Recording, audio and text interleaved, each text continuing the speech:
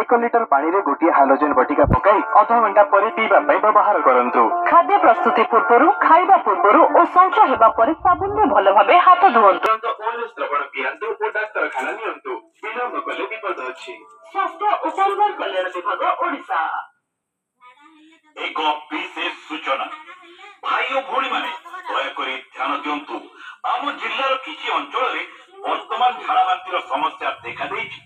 एही परिप्रेक्षी रे आपण मानकु सूचना दिया जाउछि जे एथिरे आपण माने आतंकित हेबार नाही, किंतु आम समस्त एथि प्रति सजग रहबाक पड़िबो। आम्बे जदि निम्नलिखित कार्यपंथा को निश्चित भाव में ग्रहण करबा एही झाड़ा बांती समस्या रो निजको दूरी रखि पारिबा। प्रथम कथा हैला खाइबा पूर्वरु आमे करबा पंक्ति भोजन रो निश्चित भाव में निज भाव में ओआरएस लवण सेवन करबा।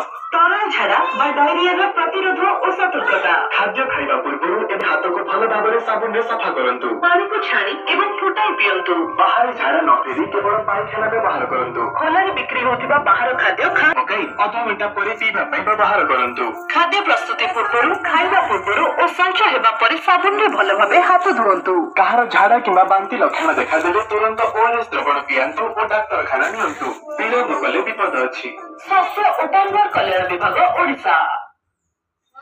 एक विशेष सूचना भाई और भौणी माने दयाकोरी ध्यान दियंतु। आम जिल्लार किछि अंचल रे वर्तमान झाड़ा बांतिर समस्या देखा देइछि। एही परिप्रेक्षी रे आपण मानकु सूचना दिया जाउछि जे एथिरे आपण माने आत्रिबा पंक्ति भोजन रो निश्चित भाव में निजको दूरी रखिबा। झाड़ा बांतिर लक्षण देखा देले आम्बे निश्चित भाव में ओआरएस लवण सेवन करबा। एही समय रे घरे रंधा होइतिबा तड़का खाद्य बहुत हितकर। पैसा मिल जाते